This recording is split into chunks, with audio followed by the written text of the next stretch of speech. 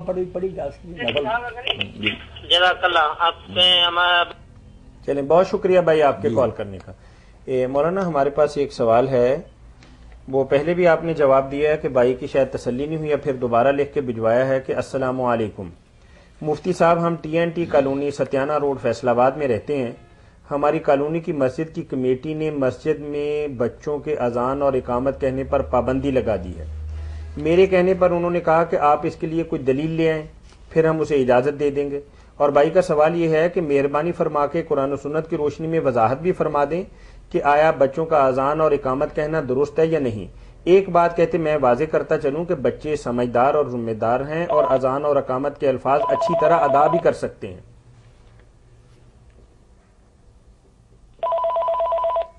जी अस्सलाम वालेकुम। वालेकुम अस्सलाम। जी सर, ये हमारा एक मसला है। कहाँ से बात कर रहे हैं आप? हम सिंध से बात कर रहे हैं। जी सिंध से बात कर रहे हैं, पूछिए भाई। ये एक गैर मुस्लिम है। जी जी। तो उससे अगर कोई गलत काम हो गया, ज़ना कर दिया उससे, हाँ हाँ, तो उसके बाद जो है उसको मुसलमान कर दिया। हाँ हाँ। और वो जो आदमी है जिसने पहले ही ज़ना किया, जी जी, वो अभी इमामत करवा सकता है या नहीं? वो तो इस्लाम लाने से पहले ही उसने बदी की थी ना। हाँ। अब नहीं करता। जी नहीं करता। अब जब से इस्लाम लाया, अब नहीं वो ऐसे काम करता, तो वो इमामत कराए इस्लाम से पहले कि अल्लाह ताला माफ फरमाएगा, रहम करेगा। नमाज पढ़ाने दे उसको। अब अगर वो नेक बन गया, मारूफ हदीस भी है ना कि इस्लाम पहली तमाम को तमाम। अमा अलम तान इस्लाम यहदिम मा क़बला, इस्लाम से पहले जो है ना अल्लाह खत्म करें। अच्छा, ये बात वाज़ेह होगी भाई। हाँ सर, आप पहले तो अपनी बात कर लेना, फिर हमसे कॉल कर लें। नहीं ये जो मौलाना ने बताया है कि अगर उस बंदे ने इस्लाम लाने से पहले कोई कमी कोताही और ज्यादती की थी तो अल्लाह ताला माफ फरमाने वाले हैं। इस्लाम लाने के बाद उसको इमाम बनाया जा सकता है। बनाया अच्छा नमाज पढ़ाए। जी फरमाइए जी मौलाना। ये अज़ान काम की बात। जी जी। तो बड़ा अफसोस हुआ कि बच्चे अज़ान काम के कलमे भी सही पढ़ते हैं, समझदार भी हैं, तो उनको रोक दिया। यही कोशिश हुई ना कि ये बच्चे फिर मस्जिदों में ना आए, बददिल हो जाए और ये आगे बढ़े ही ना, इनको ये तरीका आए ही ना, ये बूढ़े इस पर काबिल रहें। बिल्कुल गलत।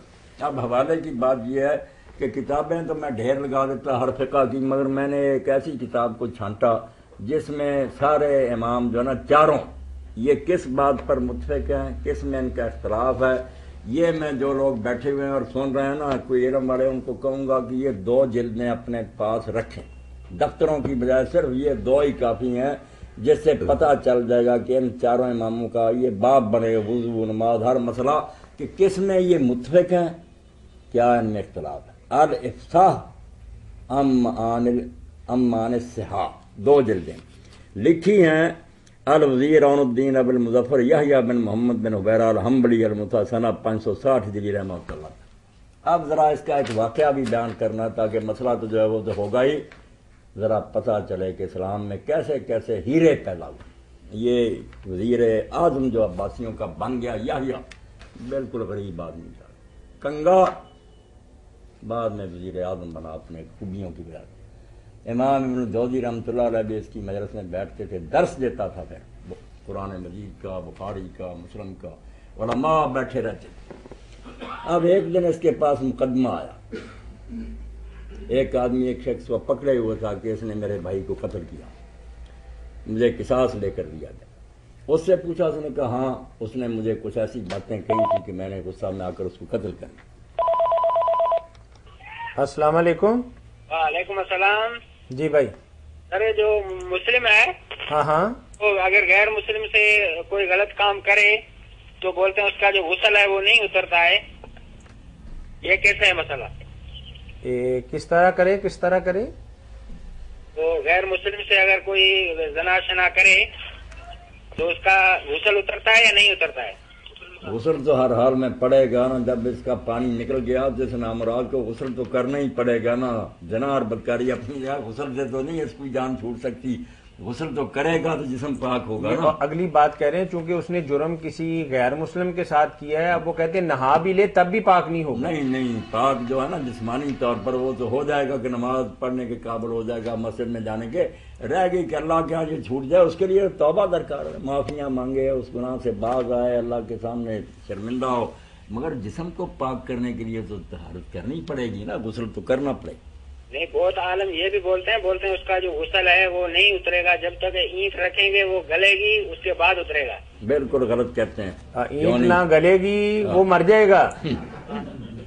بالکل غلط کہتے ہیں. غسل کر کے اس بیچارے کو صاف ہونے دیں. ہم چھوٹی سی ایک بات بتاتے چلیں، قرآن پڑھے کہ جو لوگ ہمیں کال کرتے ہیں نا تو ایک بات خاص طور پر ملحوظ خاطر رکھیں کہ کسی دوسرے عالم دین کی بات بتانے کی بجائے ہماری سن لیں، پھر دونوں میں سے جس پر وہ چاہتے ہیں عمل کر لیں. علماء کی بتانے کی، کیونکہ علماء کا آپس کے اندر تھوڑا بہت کسی بارے میں اختلاف ضرور ہوتا ہے، پھر نہ تو ہمیں بتانے کی ضرورت ہے، اگر دونوں میں سے اس کے معیار پہ جو بات پوری اترتی ہے اسے وہ عمل کے اندر لے یا ہماری بات ان تک پہنچا دیں کہ مولانا وہ لوگ تو یہ کہتے ہیں، وہ بھی غور کر لیں اور ان کو ہمارا نمبر دے دیں اگر انہوں نے بات کرنی ہو تو.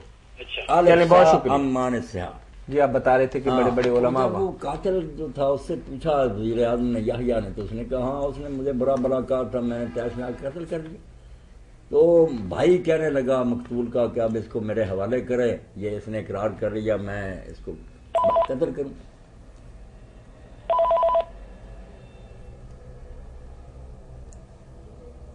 جی بہت عجیب قصہ ہے. امام ابن جوزی نے بیان کیا کہ ہم مجلس میں تھے، وزیر اعظم نے کہا کہ اس آدمی کو چھوڑ دو، کوئی اس سے کے ساتھ نہیں گیا. بھائی نے کہا کہ وہ مان رہا، تو انہوں نے کہا کہ کتنے میں بیچتے اس کو؟ اس نے کہا اتنے سونا میں دینار دوں گا، اتنے پیسے آپ مجھے دے دیں. میں نے آپ کو دے دیا. تو وزیر اعظم نے جتنے پیسے اس نے مانگے اس کے حوالے کر دیے. وہ 600 دینار اس زمانے کا پاؤنڈ، اور اس آدمی سے کہا کہ تم بیٹھے رہو، قاتل سے تو نے نہیں جانا. وہ بیٹھا رہا، اور اس کو بعد میں وزیر اعظم نے 50 دینار دیے. یہ ایک واقعہ سنا رہا، آپ بھی سن رہے ہیں، حیرانی ہوگی کہ ایسے لوگ بھی دنیا میں ہوئے. 50 دینار اس قاتل کو دیے، 600 ان کو دیا. اور لوگوں نے جب کہا کہ آپ نے اس شخص کے ساتھ ایسا اچھا سلوک کیا حالانکہ اس نے اتنا برا کام کیا، قتل کیا، تو وزیر اعظم نے کہا کہ تم میں سے کسی کو پتا ہے کہ میری دائیں آنکھ جو ہے وہ اس سے میں اندھا ہوں، مجھے دکھائی نہیں دیتا. کسی کو علم نہیں تھا، بظاہر ٹھیک. کیا جانتے ہو کہ میری دائیں آنکھ جو اندھی؟ انہوں نے کہا نہیں، معاذ اللہ. تو انہوں نے فرمایا اللہ جانتا کہ میں اندھا ہوں، میری دائیں آنکھ کام نہیں کرتی. اور تمہیں پتا ہے اس کا سبب کیا ہوا تھا؟ انہوں نے کہا نہیں. تو کہا یہی آدمی جس کو میں نے چھڑایا ہے اور جس کے ساتھ میں نے یہ احسان کیا ہے. میں جب غریب تھا، طالب علم تھا، تو اپنے گھر میں بیٹھا فقہ کی ایک کتاب پڑھ رہا تھا. اس کے پاس ٹوکرا تھا فروٹ کا، خریدا تھا اس نے. یہ میرے گھر میں آ گیا اور اس نے کہا میرا یہ سامان اٹھا اور گھر پہنچا. میں نے کہا بھائی میرا یہ کام نہیں، میں تو طالب علموں کو مزدور تلاش کر لو. تو اس نے میرے تھپڑ مارا اور میری آنکھ نکال دی اور چلا گیا. اور اس کے بعد آج تک میں نے اسے نہیں دیکھا. اب جب میرے سامنے اس کو پیش کیا گیا تو مجھے یہ یاد آ گیا کہ اس نے میرے ساتھ یہ کیا تھا. مگر یحییٰ اللہ نے تجھے کہاں پہنچایا؟ تو تھپڑ کھاتا تھا لوگوں سے، ادنا سن، اب تو وزیر اعظم. اس لیے میں نے اپنی اس مقدرت کا، سلطنت کا یہ شکرانہ ادا کیا کہ اللہ نے مجھے اتنے اختیار دیے. ان کو میں نے پیسے دے کر راضی کیا، یہ اس کو بھی دے رہا ہوں. میں نے اس کا مقابلہ نیکی کے ساتھ کیا کہ اس نے بدی کی تھی، مگر میں نے جو قرآن کہتا ہے کہ نیکی کے ذریعے بدی کو ٹالو، یہ واقعہ ہے امام ابن جوزی فرمایا ہمارے سامنے. اور اس دن ہمیں پتہ چلا کہ اس کی دائیں آنکھ جو ہے فرمایا اس نے زیادتی کی تھی. اب سہیل بیٹا یہ کتنا درگزرا رفع ہے. تو امام جو تھے نا، انہوں نے یہ ارادہ کیا، جو اصل کتاب ہے، یہ اصل کتاب کا ٹکڑا ہے 2 حصے، وہ لکھی الافصاء عن معانی الصحاح، کہ بخاری شریف اور مسلم کی حدیثوں کی شرح لکھو. وزیر اعظم علماء درس سنتے تھے نا، کہ اس میں یہ چلتے چلتے جب اس حدیث پر پہنچ